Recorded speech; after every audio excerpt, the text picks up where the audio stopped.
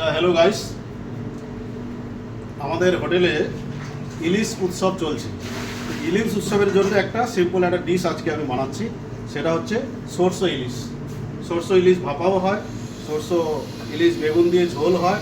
তো আজকে আমি সরষে ইলিশ ভাপা বা সরষে ইলিশ বানাচ্ছি। তো এখন স্টপ করুন। আর ইলিশটাকে একটু লাইট আমি একটু ফ্রাই করে নিচ্ছি।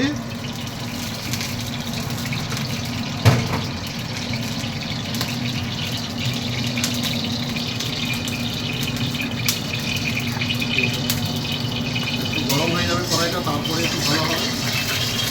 তেলটা গরম করে নিলাম।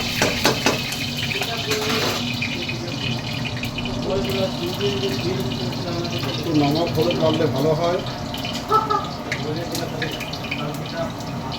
স্টার্ট।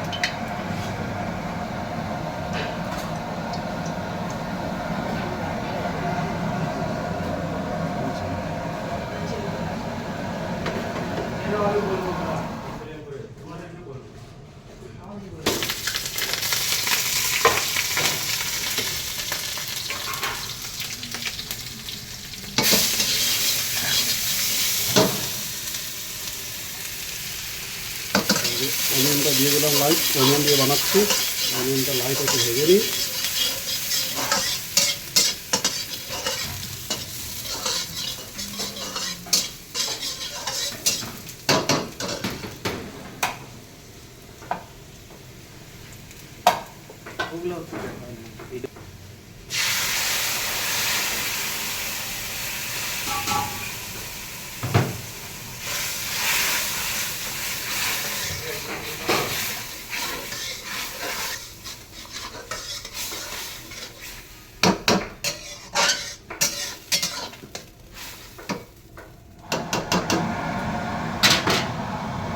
পানি দেখো, স্টার্ট দাঁড়ান এখন।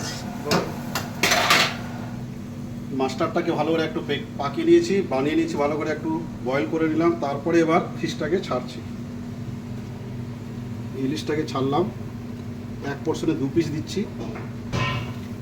ইলিশটাকে ভালো করে আমি এখন এটাকে বানিয়ে নেব, বয়েল করে নেব।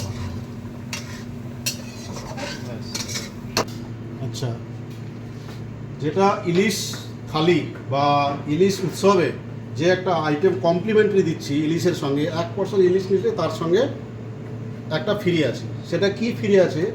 একটা স্টিম রাইস দিচ্ছি, তার সঙ্গে বাঙালি আনার জন্য এটা ঘি থাকছে, একদম গাই ঘি। কাসুন্দি থাকছে, তার সঙ্গে একটা আমের আচার থাকছে, ডাল ফ্রাই, একদম কুরকুরে মুড়মুড়ে আলু ভাজা, একটা একদম বাঙালি আনা পাঁপড়, বেগুন ভাজা, তার সঙ্গে স্যালাড। ওইদিকে রেখে দিন।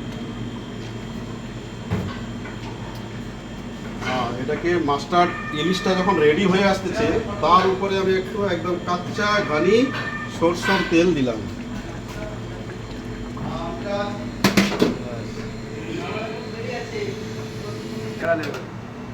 স্টার্ট। আচ্ছা, ইলিশ আমার রেডি। এবার ইলিশটা একবার ডিসপ্লে করে দিচ্ছি।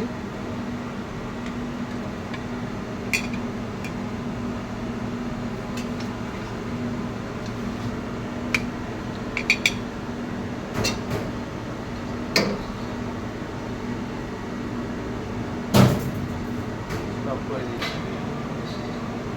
বাস আর বেরো দেবেন না। তারপর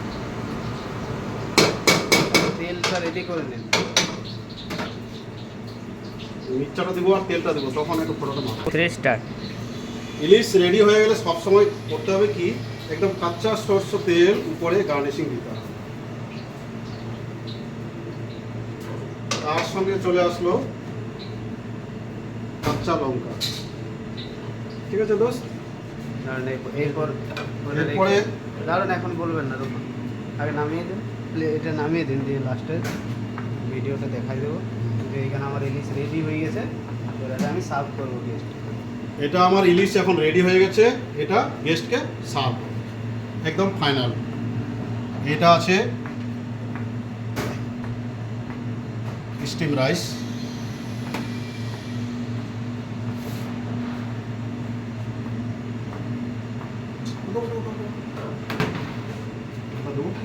বলো